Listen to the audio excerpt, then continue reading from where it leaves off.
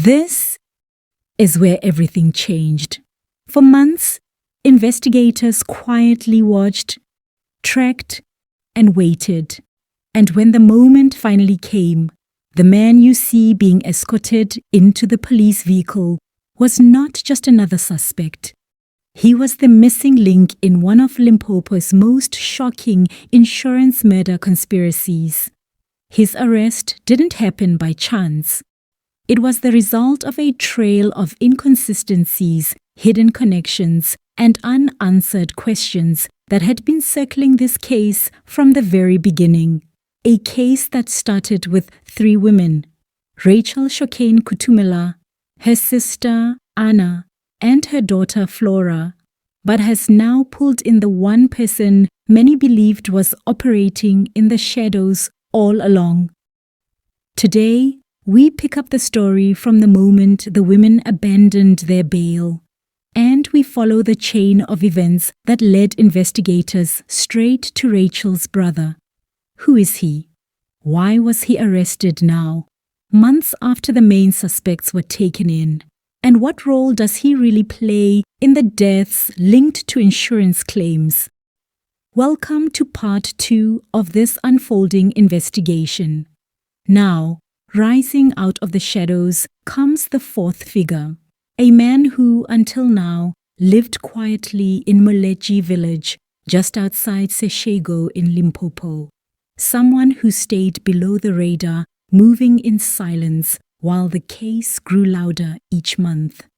It was a Tuesday morning, 4th of November, just after 11 a.m. Police tracking units swooped in, coordinated and silent, and arrested him. In an instant, the investigation widened.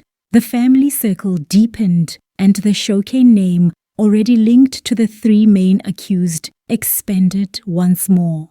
The reason? Months of surveillance, months of intelligence gathering, tracing insurance money, cross-checking suspicious deaths, comparing policy beneficiaries. And in that web of connections, this brother stood out.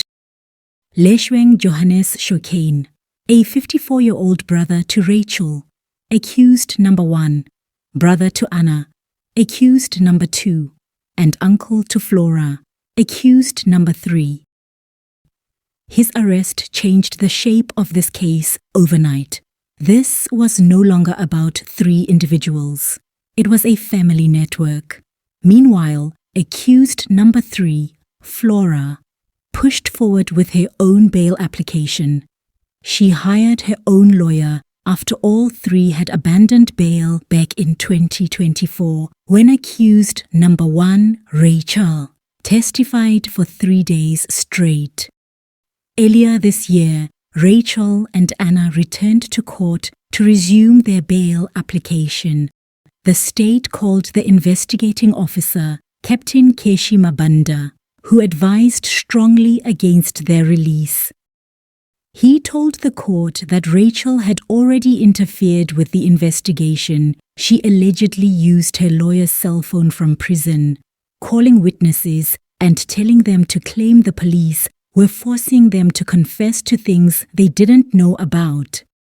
According to the investigator, Rachel, a former police officer, was dangerous to the case. She knew exactly how investigations work, exactly how evidence gets built, exactly how witnesses get intimidated, and the court agreed. Their bail was denied. The magistrate expressed frustration over the delays, the changing lawyers, the abandoned bail, the confusion, and then he compared the case to the Rosemary Ndlovu modus operandi. Rachel faces 32 counts, including 9 murders. Anna is charged, Flora is charged, and now Johannes joins them. But questions remain. Was Flora really the biological daughter of victim Sydney? Was she dragged into this world unknowingly? Has DNA been done? Was Johannes the muscle? Was he the man seen with a policewoman 2 days before Jacob Siyakamela was found dead in a waste bin?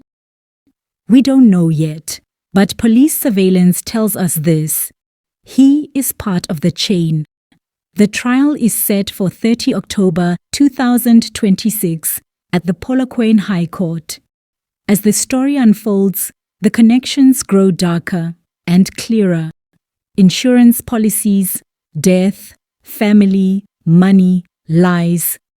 Stay tuned for part 3, and if you missed part 1, go watch it now, because none of this will make sense without knowing how we got here. Thank you for watching. Until next time, goodbye.